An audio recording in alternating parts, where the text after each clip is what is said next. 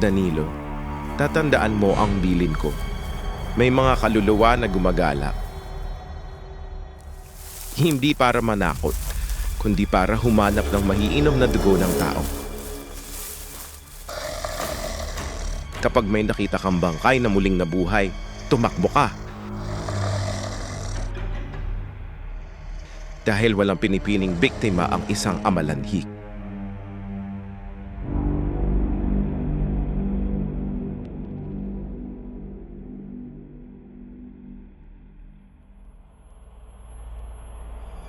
Sa aming baryo, may alamat na kinatatakutan.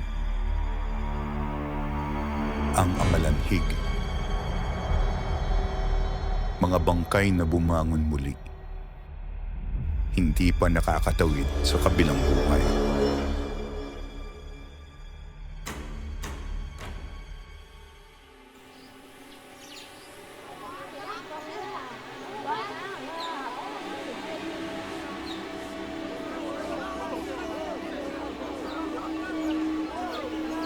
Danilo, fantahin mong buntad ng tatay Goryo mo. Baka mawala siya bigla. Anong mawala? Ang patay? Mawawala? Hindi mo ba narinig ang balita na may kumukuha ng bagong living na patay? Walang nangunguha ng patay. Pero ng buhay, meron. Kaya umuwi na kayo.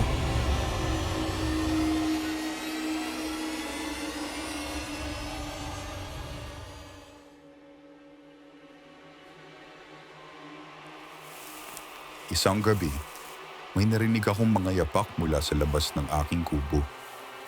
Malakas, mabigat, at sa liwanag ng buwan, sa pagsilip ko sa bintana, parang may natanaw ako na pamilyar na mukha.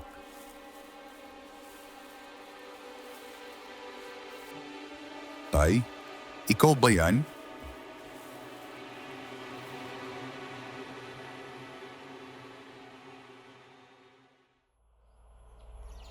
Hindi ko alam kung panaginip ba ang nangyari kagabi. Pero isang sigurado ako. Nakita ko si tatay. Hindi pwedeng magkamali ako. Bakit siya nagpaparamdam? Anong nangyayari doon?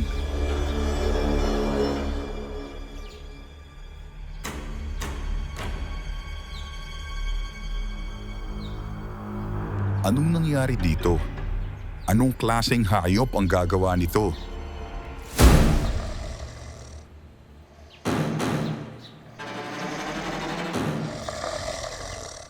Sino yan? Tay?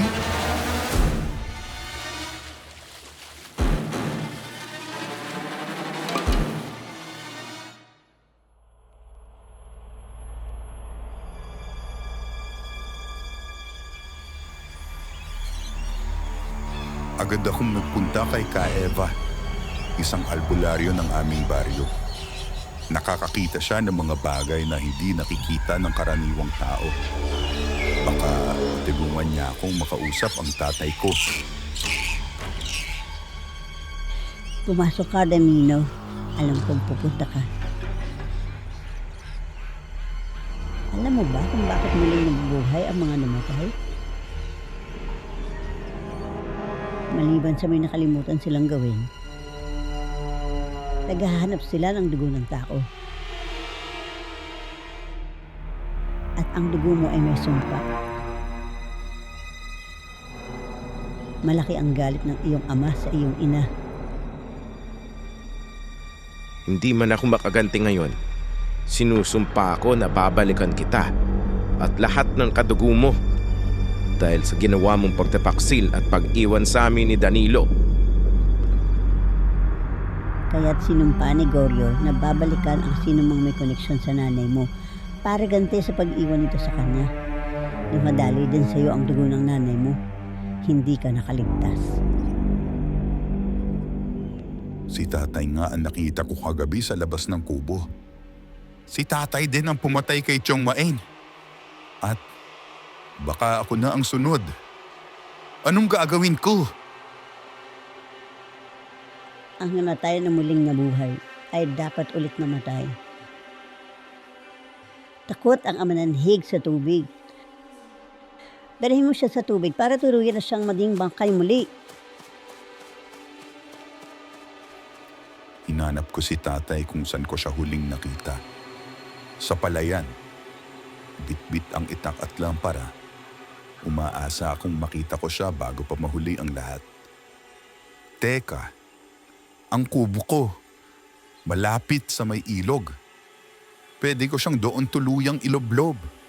Bago pa man ako makapasok ng kubo, may narinig akong kakaibang tunog. Lumalakas ang tunog na parang papalapit ito sa akin. Maya-maya pa, nawala ang tunog. Pero narinig ko na naman ang mga yapak. Si tatay nga! Si tatay ang amalanhig! Tay, akala ko napatawad mo na si nanay. Wala na siya, tay. Matagal na.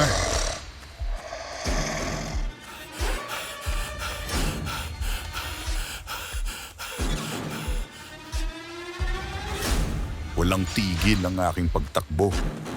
Hindi ako pwedeng tumigil. Kailangan kong marating ang ilog para tuluyan ng magpahinga si tatay. Hindi dito natatapos ang gabi ito. Konti na lang, Danilo. Konting tiis pa para sa tatay Goryo. Kung ito ang kapalaran ko, tatanggapin ko.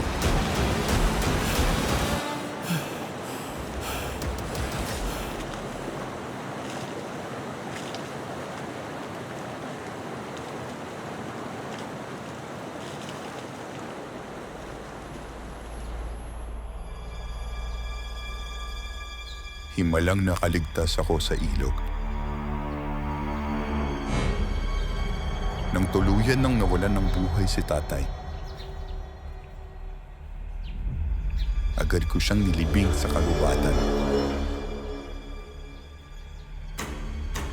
Sana'y tuluyan nang mamahinga si tatay.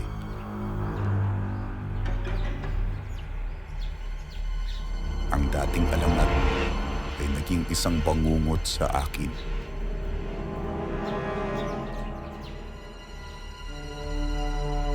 Kaya hindi dapat nagsasama ang buhay at patay. Dahil pag nangyari yon,